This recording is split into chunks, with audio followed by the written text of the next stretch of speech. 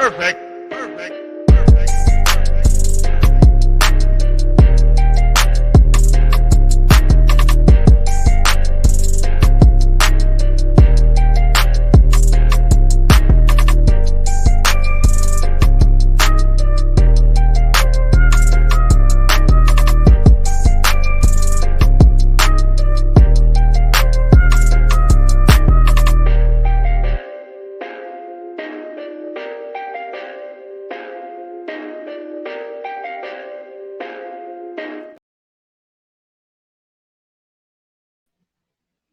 All right, everybody, what's going on? And welcome to today's edition of SWAC Talk, the show we cover the SWAC inside and out. Of course, I'm your tour guide around the SWAC Seawells, and we're coming at you with this little early Mother's Day edition of SWAC Talk, man. We're going to do our thing, man, before we get down with our moms and wives and sisters and nieces and cousins and play cousins and sisters and all of that, man. Tomorrow, we're going to chop it up today about Bethune-Cookman, man. We're going to talk about one of the more intriguing teams in the SWAC this upcoming season, man. Like, there's really no set idea of what his team is and what his team is going to be. There's a lot of change going on at Bethune-Cookman, and there's a lot to talk about. So we're gonna definitely talk about the Wildcats and what I expect, what I'm looking for. This is not necessarily a preview. This is like if you see Ocean's 13, this is like an out-of-town preview. It's like a soft opening. So it's not necessarily like the preview. It's like a lead up to the preview. I don't know. Just some thoughts I wanted to put together on the teams with new coaches. So this is the last of the new coach series, and we're going to kind of just chop it up about Bethune-Cookman. So if you like this kind of stuff, man, these little tidbits and previews and numbers and all that kind of stuff, man, make sure that you subscribe to the channel. We definitely like to bring you a lot of different things. So we're growing rapidly. Help us continue to grow by hitting that subscription button. We got SWAC Smoke live on Thursdays at 6 p.m. Central, 7 p.m. Eastern. We're approaching our 100th episode, which will be coming in July. So definitely get down with that. Hit that notification bell to be alerted to anything that we drop. And in order to help us continue to grow and continue to do what we do, we would love to ask you to join our Patreon account. It's SWAC Talk, patreon.com/SWAC Talk. We have a $3 level, which allows you an ability to suggest topics for the show. $5 level also allows you access to a monthly roundtable live on SWAC Smoke.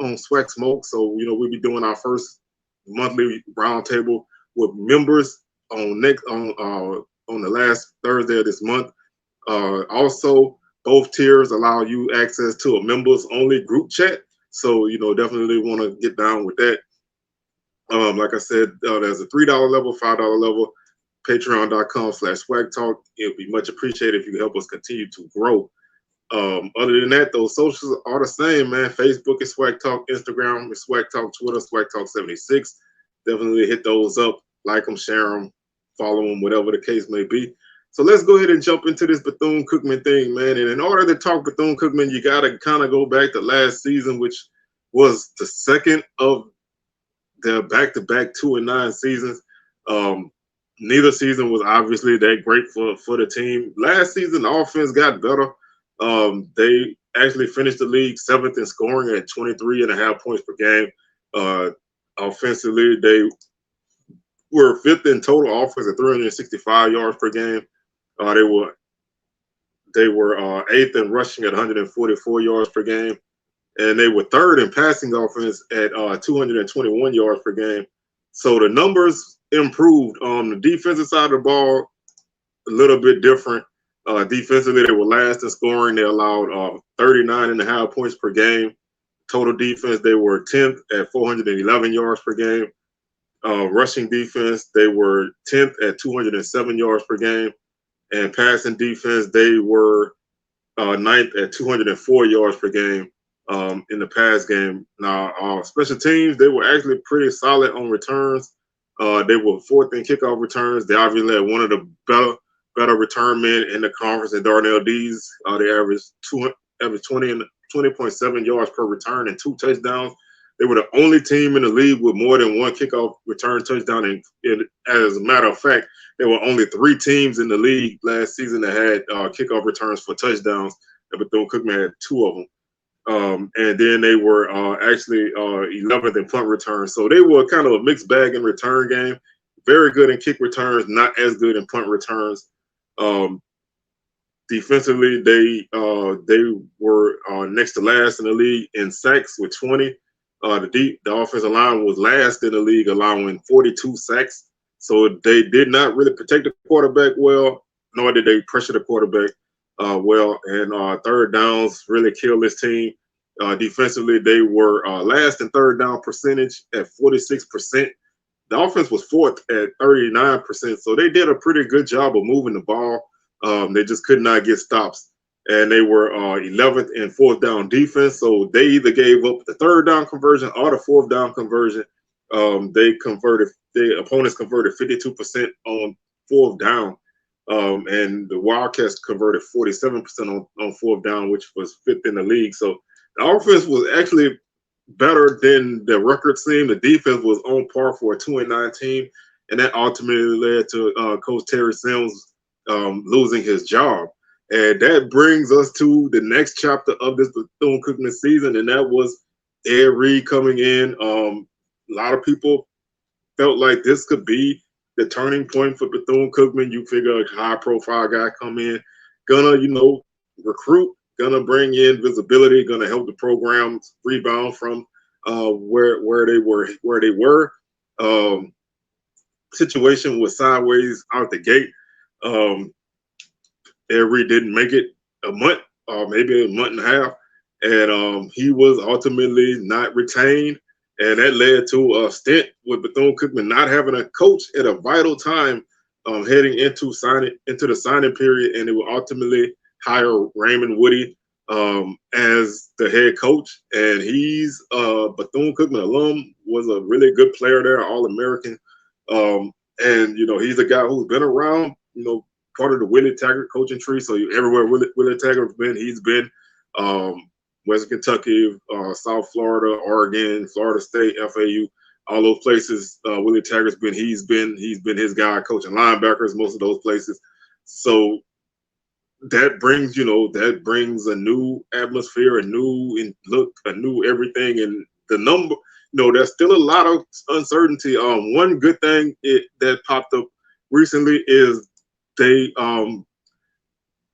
basically are getting a new practice facility. So that's definitely a nice facility upgrade. They broke ground on that a couple weeks ago. And so they're actually getting that going. It should be finished in August of this year. So really a nice facility as far as what the plans are. Really looking forward to that. And that's a big step in the right direction for this team, is to start to turn the corner from some of the things that they had before and start to build toward the future.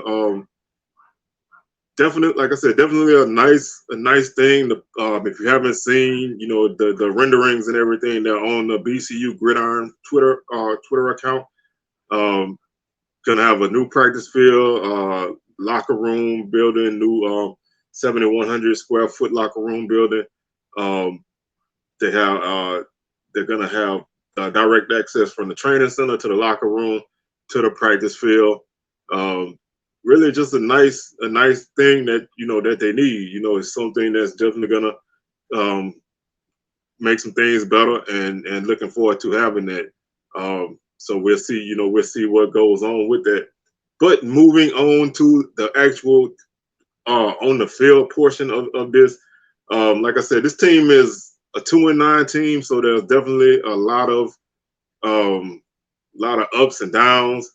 Don't really know, where this team is gonna go. So one of the key things that I really wanted to point out is that this team has a lot of holes to fill, especially on the offensive side of the ball.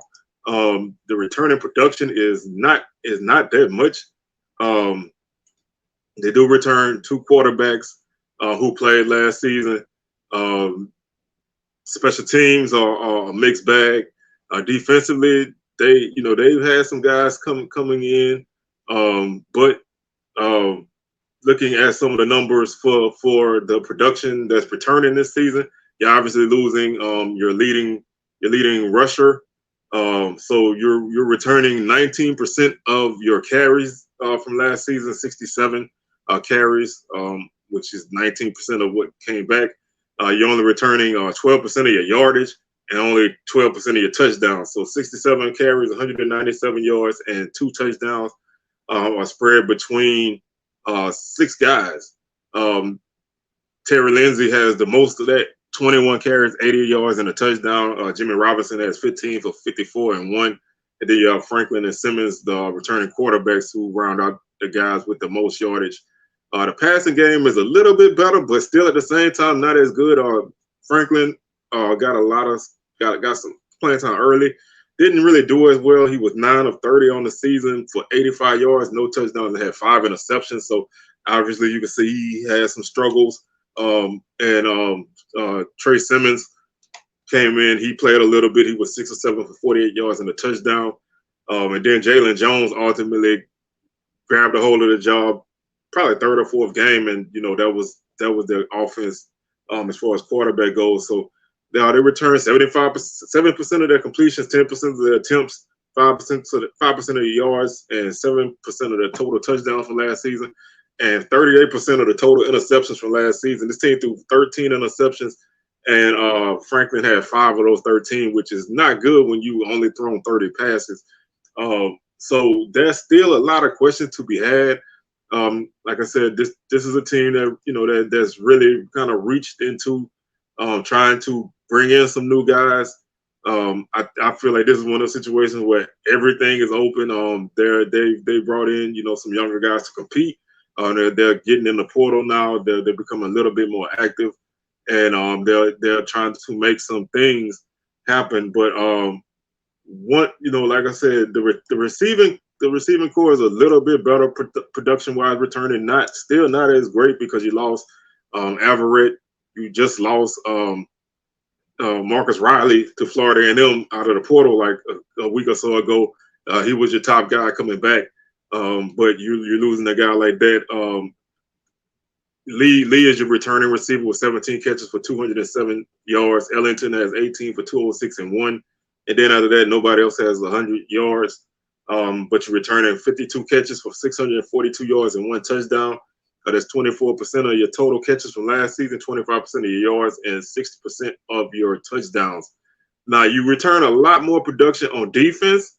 Now, whether that's good or bad, that's hard to say because this was a defense, like I said, that was in the bottom portion of the SWAC all season in all categories. So returning those guys, is that a good thing or a bad thing? That's one of those, hit or miss kind of questions. I mean, obviously, if those guys weren't that good last season, that's not necessarily a guarantee that they'll be better this season. But there's also a possibility that with a new staff, new blood, new mentality, these guys meshed with some other guys can, turn the corner. This is a learning thing for these guys. They're playing in a new conference. This is the second year in the SWAC. The style of football in the SWAC is different than the style of football in the MEAC. So maybe that's a different thing week to week. Maybe this team just didn't have the overall talent in every area that they had. Now, this team does have guys. So they do have some guys with talent. But do they have enough of those guys to make something happen this season? That's ultimately where the issue comes in. I don't know if this is a quick turnaround. The schedule is not necessarily murderer's row, but it's not super easy either. I mean, because you're one of the worst teams in the league on paper, that makes your schedule always going to be harder than everybody else because you don't get to play yourself. You do get to play Mississippi Valley, who is probably the only other team in the East who is kind of going to fight it out for that last spot. So that's probably your only game that you'll be favored in conference play. You don't get Pine Bluff, who is the lowest team in the West. So your West Division opponents are Grambling, Southern, and Texas Southern. All three of those teams are going to be battling it out for the West Division title. So those aren't easy games, and you do get one of those games at home. TSU is your homecoming game. Southern, I'm assuming that game is in Jacksonville. There's been, there haven't nothing been set in stone, but only one of those games is at your campus. One is on the road, and one will probably be neutral. So that doesn't really work in your favor too much. You got to go to Jackson State. You got to go to Alabama State. You do get Alabama A&M at home, and obviously you get FAMU in the Florida Classic. Your non-conference slate is tough. You get Savannah State to open up your home slate, but then you got Memphis and Miami as your non-conference games too. So 2 FBS games definitely puts you in a bad spot to start. So not easy. That's not a schedule that's gonna be good for getting your feet wet. I mean, like I said, you got 2 FBS games and Jackson State in your first 4 games. Bama State's gonna be, they're still gonna be a tough team, especially in the Gump. So your opening schedule is just brutal. You get Memphis on the 2nd September, Savannah State on the 9th, which should be a victory for you. Then after that, on a Thursday, you play Miami. Then on the 23rd, you play Jackson State. On the 7th, you're at Alabama State. On the 14th, you get Texas Southern at home. On the 21st, you get Southern, wherever you're playing them. On the 28th, you got to go to Grambling. November 4th, you get Valley at home. You get Alabama A&M at home, and then you get Florida A&M. Not a lot of wiggle room. I mean, you don't necessarily have. You have one off week, and that's in between Jackson State and Alabama State. So, this is a tough slate. And like I said, you're gonna have new guys all over the field. That's gonna lead you to questions. Quarterback play is definitely gonna have to be something to step up. Your special teams your kicking game is gonna definitely be new. You have new kickers all over the field. You just don't have anything necessarily that gives you anything to kind of hang your hat on positively. I mean, your spring game finished 52-51 with an offensive defensive game. Your defense scored 52 points in the spring game. I don't know how you scored it, but obviously, most times, if your defense is scoring heavy points in the spring game, that means a lot of turnovers, a lot of big defensive plays, probably a lot of 3 and outs. But your offense scored 52 points, which means your offense hit a lot of big plays and scored touchdowns and field goals. So, I'm one of those people that I don't mind a back and forth spring game. I want a little bit of this, a little bit of that. I don't want one side to purely dominate the other side. So, on one hand, I guess that's good that it was some give and take, but on the other hand, that's such an extreme score, even for a spring game, that it doesn't give you any positive notion on either side of the ball, and that's not necessarily a good thing. But I think this team is gonna, to me, the key to this season is being competitive.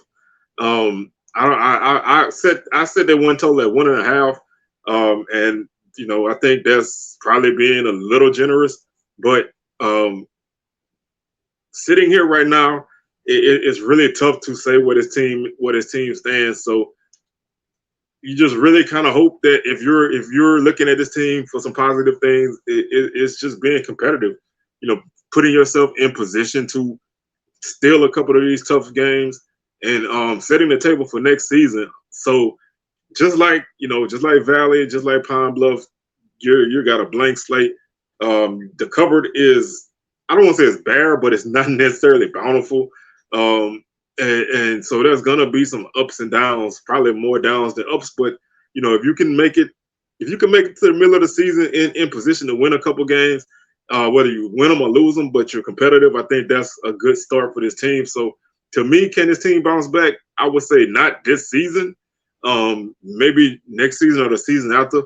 I would think is when you start to look for this team to turn a corner. I think if this team finishes anywhere above last place, then I think that's definitely a good shot in the arm for this team, because this coaching staff didn't have any advantages. They came in late.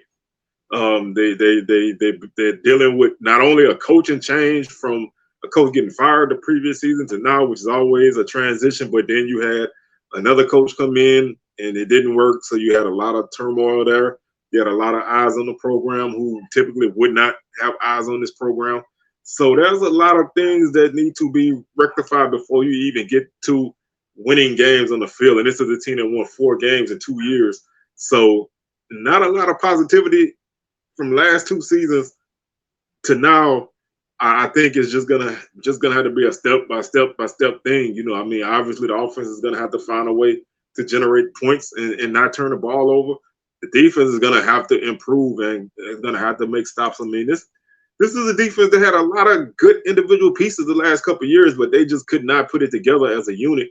And it's gonna be, it's gonna be a tough thing. But the one good thing, if you're looking at this season, a lot of teams in the SWAC have questions. So teams may, on paper, appear to be better, but in reality, we don't know because a lot of these teams are bringing in a lot of new guys. A lot of these teams have new quarterbacks, or they have uncertainty at the position. They have line questions, other questions all over the field. So no, there's not very many teams in this conference right now that are just solidified as teams that I know are going to be great.